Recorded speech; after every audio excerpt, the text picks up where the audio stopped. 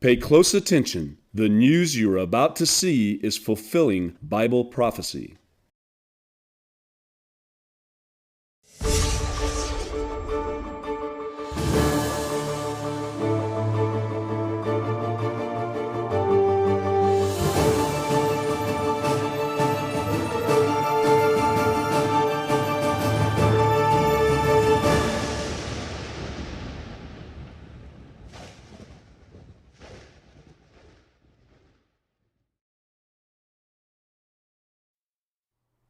Welcome to another edition of YPN News, bringing you news as it relates to Bible prophecy and foretold by Yeshua Hawkins. Well, we're going to talk about, again, that ever-growing bird flu that is making its way into the dairy farms. Another human case has been reported in the U.S.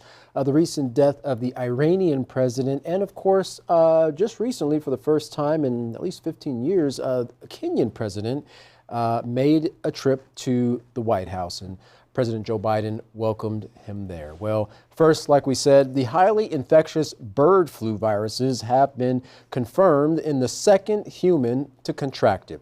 This one is due to an outbreak in dairy cows. The Michigan worker likely contracted the virus from infected livestock. He only had mild symptoms and, of course, is recovering now.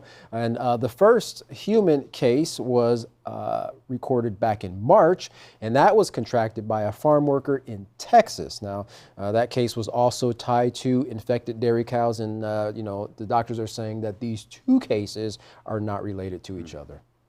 Well, the CDC is urging cities and states to keep up with flu surveillance this summer. Now, a medical contributor for CBS News, Dr. John Brownstein, said there is no human-to-human transmission, which is reassurance that this problem is mostly confined to livestock. Now, federal officials are urging caution to farm workers who are at an elevated risk for the virus and are providing states with protective equipment if needed to help prevent the further spread of the virus to humans. Well, the EPA is warning about the safety of our drinking water due to potential for cybersecurity threats to the nation's drinking water supply systems. Well, in a recent find, the EPA said that over 70% of the water systems they inspected violate Safe Drinking Water Act standards and also standards designed to prevent breaches or intrusions. Threats and attacks have also been increasing in both number and severity. Well, this is a problem for smaller cities because they typically don't have systems in place to prevent cybersecurity breaches like larger cities. Now, the EPA said that it will be stepping up inspections nationwide and is recommending cities increase security measures like updating default passwords, developing risk assessment plans, and setting up backup systems. Now, the EPA has identified China, Russia, and Iran as the main culprits, trying to disable critical infrastructures, including drinking water systems. Well, back in January, the Texas town of Muleshoe was a victim of a Russian-related hacking, leading to tens of thousands of gallons of water spilling into the streets, but no damage to the water supply itself. Another small city not far from there reported 37,000 attempts to get past their firewalls, which forced the city to unplug their system from the net. Not sure what Russia would have to do with a small town like Muleshoe. Yeah, maybe it's just to make a point. Well, 3 European countries, France, Norway, and Ireland, said that they will recognize Palestinian statehood, a recognition that will take effect on May 28th of this year. Now, take a look at this next video for more on this incredible breaking story. We begin with some breaking news. 3 European countries have said they will recognize Palestinian statehood. Spanish Prime Minister Pedro Sanchez made the expected announcement earlier in his country's parliament. Norwegian Prime Minister Jonas Gahr Støre said the official recognition of Palestine by Norway and others will take effect on May 28th. Ireland's Prime Minister Simon Harris called it a historic day.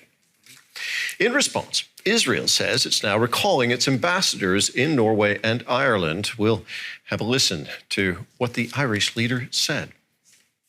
Today, Ireland, Norway, and Spain are announcing that we recognize the state of Palestine. Each of us will now undertake whatever national steps are necessary to give effect to that decision. In the lead up to today's announcement, I've spoken with a number of other leaders and counterparts, and I'm confident that further countries will join us in taking this important step in the coming weeks. This is an historic and important day for Ireland and for Palestine.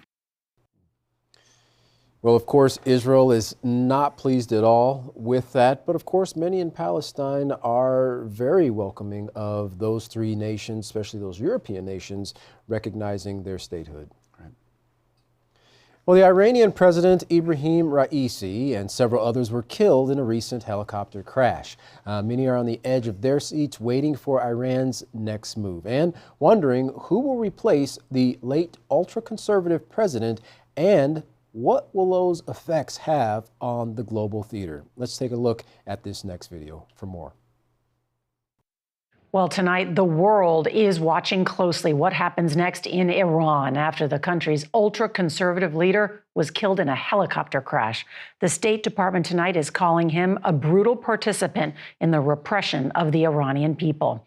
And as CBS's Charlie Daggett reports, who succeeds him has global consequence. In the dense fog at first light, Iranian state media showed what it said was the crash site, a trail of twisted metal and debris. Rescue teams pulled bodies from the wreckage, all 8 people killed when the chopper came down in remote mountainous terrain where President Ibrahim Raisi and the foreign minister had been on a trip near the border with Azerbaijan. Mourners gathered in Tehran and in other cities across the country. But in cities like Berlin and London, Iranian demonstrators celebrated the death of the former prosecutor known as the Butcher of Tehran. On his watch as president, enforcing that brutal crackdown on dissidents following the death almost 2 years ago of 22-year-old Mahsa Amini, who was detained for allegedly not wearing a headscarf properly. And that massive drone and missile attack against Israel just last month, in addition to backing Hamas, Hezbollah, and Houthi rebels. Raisi was seen as a possible successor to the 85-year-old supreme leader Ayatollah Ali Khamenei. But not the only one. Khamenei's son Mojtaba is also considered a frontrunner and now possibly a favorite. The U.S. State Department said Iran had asked for U.S. assistance after the crash but was unable to provide it for logistical reasons and dismissed accusations that U.S. sanctions were to blame for restricting aviation parts. Ultimately, it's the Iranian government that is responsible for the decision to fly a 45-year-old helicopter in what was described as poor weather conditions. Today, Defense Secretary Lloyd Austin was asked whether he was concerned Iran might try to blame the U.S. for the crash, Nora. He said the United States had no part to play in that crash. That is a fact, plain and simple. Well, Katan, in a situation like that with Iran, everybody's really wondering who will be the next one to replace the Iranian president. So that's why there's so much uncertainty right now, and they're already looking at the candidates and what they stand for as who's going to be their next leader. Right, and of course a lot of speculation was to see if Iran was going to put the blame on the United States for this, but of course, you know, the U.S. is stepping up and saying we had absolutely nothing to do with this, and so far it doesn't look like Iran is pushing towards that direction. Right. Well, we're now going to turn to our field correspondent, Larry McGee, who has been covering a few stories on the International Criminal Court and the warrant out for President Benjamin Netanyahu. Larry, what's the latest? The entry of the International Criminal Court into the spotlight concerning the ongoing war in the Middle East has been an interesting development that is generating a lot of attention from both individuals and nations alike. Its latest move is a proposed arrest warrant for Prime Minister Benjamin Netanyahu. Not every nation recognizes the authority of the ICC, but there are quite a number of prominent Western countries that do, such as Britain, France, and Germany, so that if the warrant were in fact issued, it would put several Western nations in a tough position, being bound by the court's decision, but also sympathetic to, if not aligned with, Israel and its chief supporter, the United States. Both America and Britain have condemned the idea, with the U.S. purportedly mulling over the bold move of sanctioning the court if it doesn't reverse course and toe line. Measures like the Hague Act, signed into law by President Bush, are evidence of bad blood between the ICC and the U.S. from the start. Senator Lindsey Graham, a staunch proponent of Israel, stated in a recent session with Secretary of State Anthony Blinken that if the International Criminal Court will do this to Israel, then the United States is next. For YPN News, I'm Larry McGee. Katan Jeff, back to you. Interesting. Well, the ICC has definitely made several moves in the past to put out warrants on a few leaders, including President Putin. But of course, like Lindsey Graham said, if they allow that for Netanyahu, then America's next. Of course, we see not a lot of countries really take seriously the moves of the ICC. Well, Kenyan President William Ruto is the first African leader to make an official visit to the White House in over 15 years. While Kenya is not a NATO member, President Biden made the announcement that the U.S. would be looking to Kenya as an ally just the same. He also thanked President Ruto for sending Kenyan military to Haiti to combat the violence going on there. Well, the U.S. president also defended his decision not to send American troops there, saying, quote, Haiti is in an area of the Caribbean that is very volatile. There's a lot going on in this hemisphere, and we're in a situation where we want to do all we can without us looking like America, once again, is stepping over and deciding this is what must be done. As a side note, President Biden addressed the International Criminal Court's decision to seek arrest warrants for the Prime Minister, Benjamin Netanyahu, and Israel's defense minister, as well as 3 leaders from Hamas. Basically, the president said the U.S. does not recognize the jurisdiction of the ICC, and he added there is no equivalence between Hamas and Israel. Well, is China on the brink of a war with Taiwan? Now, this next video will show you how tensions are continuing to rise as the new president of Taiwan, Lai Ching-te, takes office. Please pay close attention.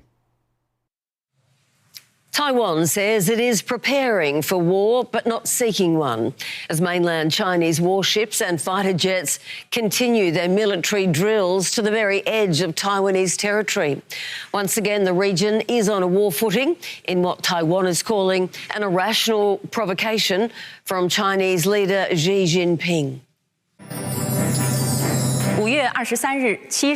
Mainland Chinese TV is leading its news with stirring images of a military on the move. 31 Chinese warships and 49 aircraft have been scrambled into position around Taiwan, coming to the very edge of its territorial waters. If you decide to enter, radios this Taiwanese Coast Guard captain, we will take action to repel you.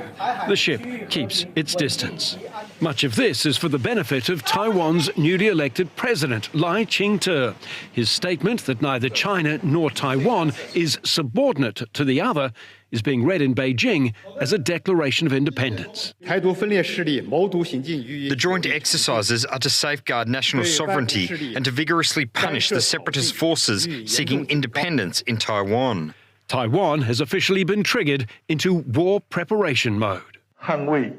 The world is paying a lot of attention to democratic Taiwan. We will continue to protect the values of democracy. The world certainly is paying attention. In 6 weeks, Australia will hold a military exercise across our north called Pitch Black this year, with a record 21 countries involved, from the Philippines to Italy. Fresh back from a parliamentary delegation to Taiwan, former military test pilot David Fawcett says China's behaviour is increasingly risky. But we have seen over the last couple of years an increasing level of assertiveness verging on aggression, which is unprofessional and unsafe. The fear that when sabres are rattled too often, sometimes they get put into use. Well, it seems like this new president has a lot on his shoulders. And of course, China is probably not very pleased with the fact that they're not leaning towards the side of their communist nation and really sticking more with the West, the United States, in their stance for their political system. Right, and it looks like China and Taiwan are both keeping their distance, but they're both preparing for war. Right. The tension is definitely there. Well, Ukraine's President Zelensky is once again directly imploring NATO to step in and help stop Russian attacks. This time, he is asking for NATO fighter jets to intercept incoming missiles from Russian military strikes. In an interview with First Post, President Zelensky says, quote, "Russians are using 300 planes on the territory of Ukraine. We need at least 120 to 130 planes to resist, to fight back in the sky. You can't provide that right now? Okay, so we're going back to air defense. You can't provide that either?" Well, Zelensky continued, F-16, you can't provide that yet, so we are returning to the planes that you have on the territory of neighboring NATO countries. Raise them up. They are there. Use them. Shoot down targets. Protect civilians. Now, the president reasons that the West would not be in direct combat with Moscow if they're only shooting down missiles that would be hitting targets in Ukraine. Well, for example, he said, is this an attack by NATO countries? No. They would shoot down a missile that would potentially blow up a gas storage facility where gas is transported to NATO countries. Is that protecting it? Yes. Or they could shoot down a missile that could potentially hit civilians of a NATO country. Is that defending them? Yes. So I guess he's trying to say, Katan, that he wants the U.S.'s involvement, but they can help without, seeming like they're directly coming against Russia. Just basically protecting NATO's interests. Exactly. Well, the head of the Vatican doctoral office went to Egypt to meet Pope Tawadros II, the leader of the Coptic Orthodox Church, to work out differences they have concerning a declaration allowing for same-sex marriages. Please take a look. The head of the Vatican Doctrinal Office traveled to Egypt to meet with the leader of the Coptic Orthodox Church, Pope Tawadros II.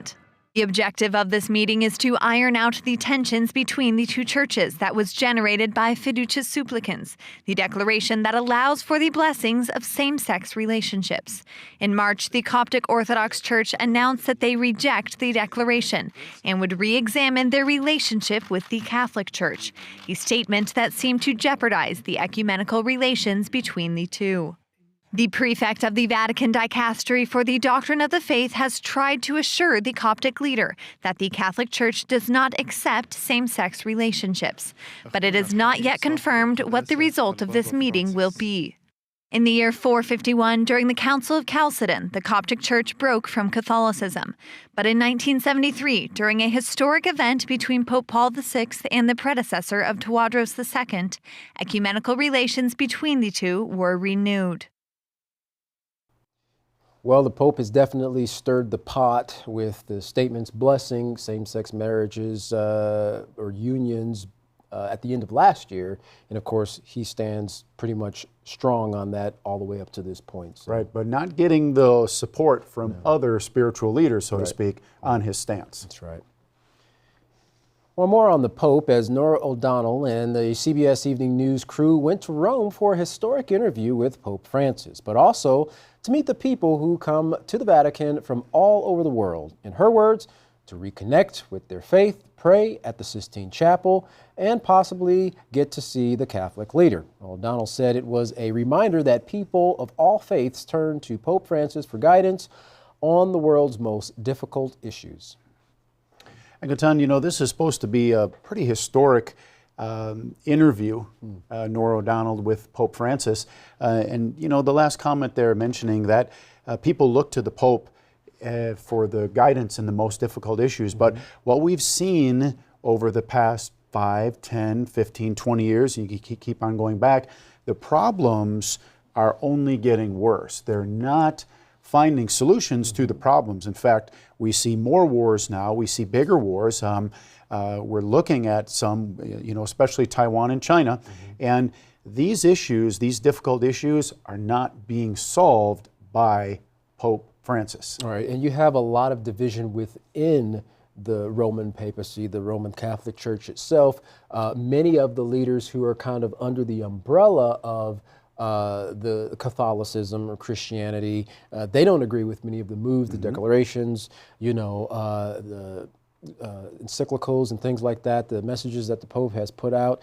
And so you've got a lot of separation there. Plus, many nations don't really agree with the teachings of the Catholic Church as well. So you've got kind of a pretty much a war of religions, as even Yisrael Hawkins has mentioned in times past. Right, and as Pope Francis has made a lot of moves here in the past few years to embrace everybody, LGBTQ, for instance, and things along this line, he's also showing the people that were devout followers that he's not really following what's written in the scriptures.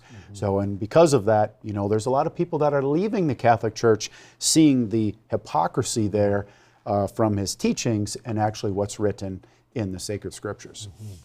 Well, if you'd like to find out more about these stories, contact the House of Yahweh. When you do, don't forget to request your free copy of the monthly newsletter and Prophetic Word magazine. Here's how. To write the House of Yahweh, you can write them at the House of Yahweh, P.O. Box 2498, Abilene, Texas 79604. You can call them at 1-800-613-9494.